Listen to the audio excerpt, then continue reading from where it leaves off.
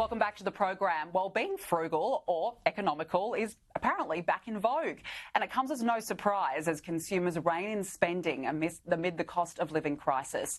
According to a new survey by WeMoney, 65% of people will prioritise savings over the next year alone.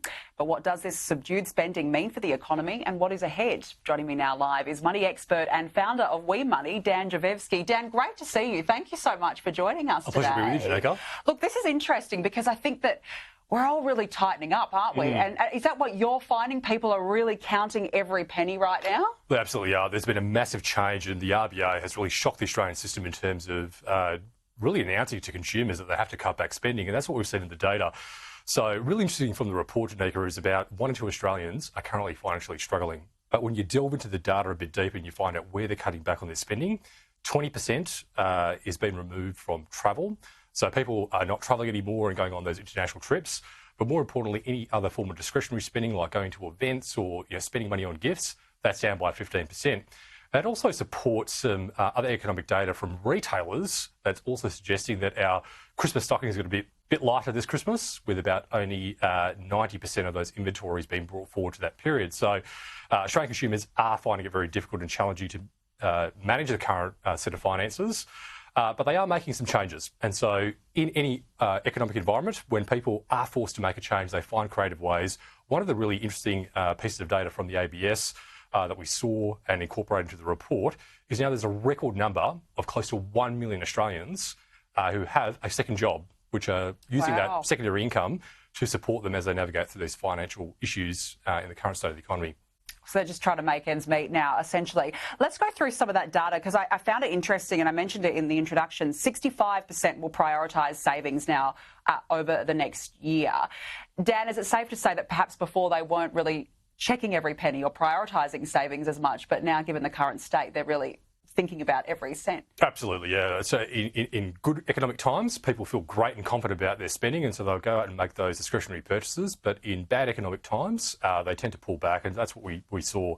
There's two types of consumers, Janika. The first lot of consumers are those who were in debt, and so those who were in debt, the report revealed about 20% of those people were in financial stress, and we've seen that data, especially from mortgage delinquencies, also increase over the course of the last sort of 6 months.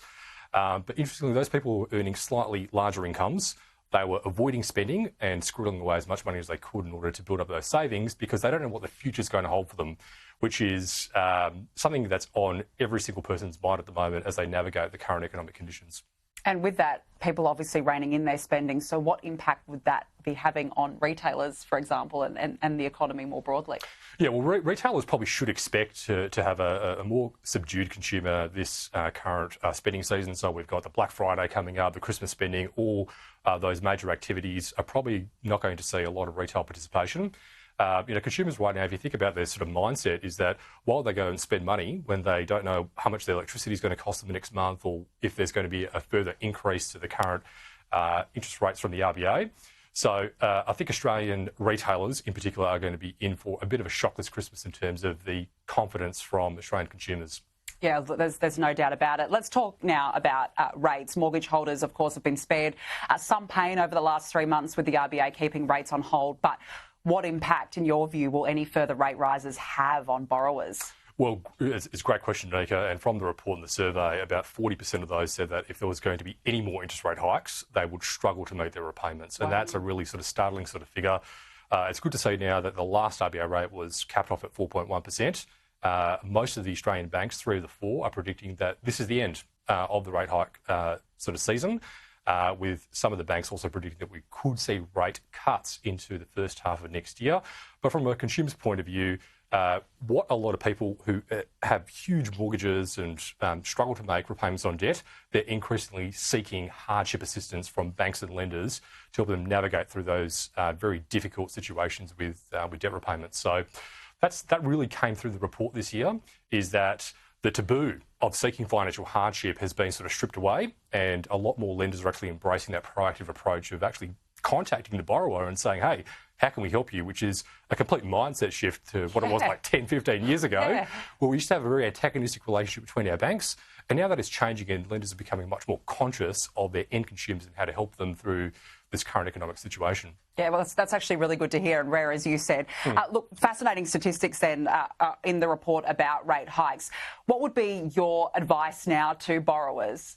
Well, from the report as well, about 50% of people were seeking opportunities to refinance the current loan. So if you have, multiple credit cards, a mortgage, a car loan repayment, most borrowers are now seeking to do debt consolidation in order to reduce those repayments, because that can have a really big practical impact. Some borrowers could be saving themselves between $100 to $300 each and every single month by going through that debt consolidation exercise, which basically means it's like $300 of additional money that you can set aside to, mitigate any potential future rate hikes, which is a big overwhelming trend in the report.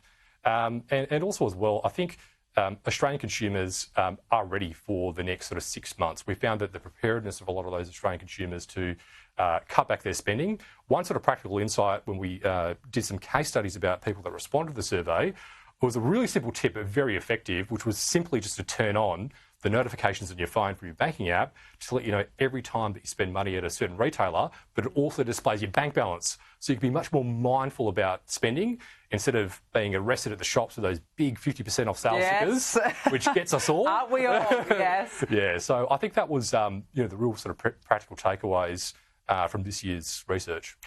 Fascinating research, but yeah, interesting that people are really reining back that spending. So the cost of living crisis is really biting very hard. Dan Jurevski, always great to speak with you. Thank you so much for joining us this afternoon. Thank you, Zuniga. Pleasure. Thank you.